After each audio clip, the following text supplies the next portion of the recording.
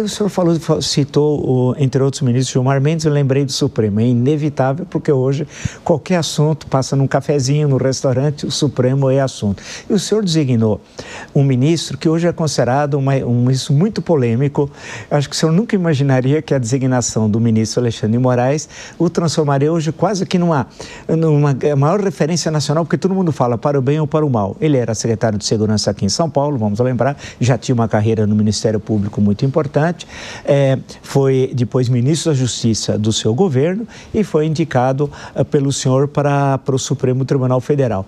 O senhor se arrependeu? O senhor está satisfeito com a atuação dele? O senhor tem orgulho?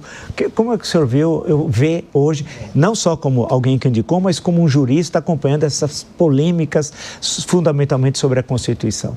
Não me arrependi, viu, Vila? Você sabe que ao indicar o Alexandre para lá, eu já o conhecia como constitucionalista.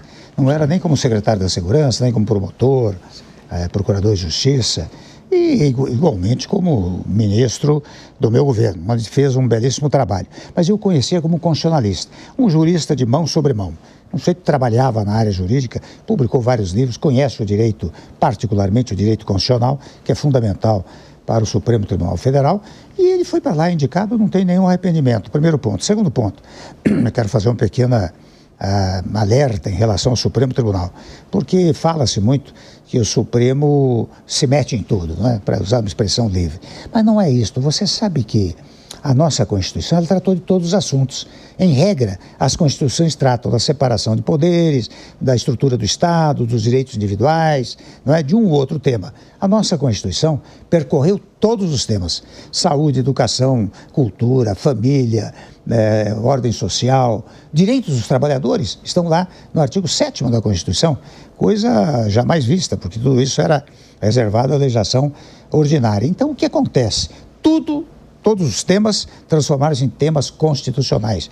E por se transformarem em temas constitucionais, são levados a todo momento para o Supremo Tribunal Federal. Primeiro ponto.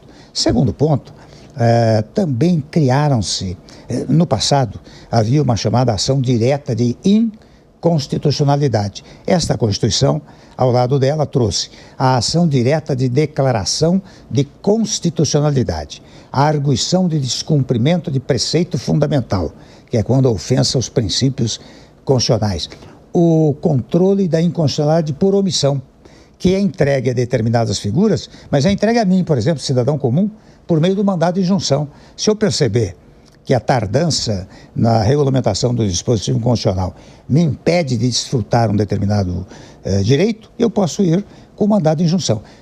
Por que é que eu estou dizendo isso? Tudo isso vai parar no Supremo Tribunal Federal. E o Alexandre, ele, na verdade, ele teve uma coragem jurídica e até pessoal, num dado momento da história do Brasil, não é? Eu acho que até ele garantiu as eleições no nosso país, ele e o Supremo, não é? Primeiro ponto. Segundo ponto, a crítica que se faz não é em relação a eventuais punições que tenham se dado em função do tal 8 de janeiro, né? A crítica que se faz é da dosagem da pena. As penas foram elevadas. E até recentemente, dando uma entrevista, eu disse, depois recebi alguns telefonemas de gente graduada, né, do próprio judiciário, dizendo o seguinte: olha, ao invés de ter uma anistia lá pelo Congresso, isso pode criar um mal-estar entre os poderes, o Congresso e o Supremo. O ideal dos ideais é que o próprio Supremo Tribunal Federal fizesse uma redosagem dessas penas. Basta provocá-lo e que isto pode ocorrer. E eu percebi que isso caiu muito bem, sabe? Eu verifico gente que está dizendo que o Supremo poderia rever isso. Foi condenado a 14, se cumpriu 2, já tem direito a condicional, ele liquida esse assunto pelo próprio Supremo Tribunal Federal. Então, digo eu não me arrependo, o Alexandre faz um belíssimo trabalho, é polêmico, não há dúvida, até porque ele entra em polêmicas internacionais, né?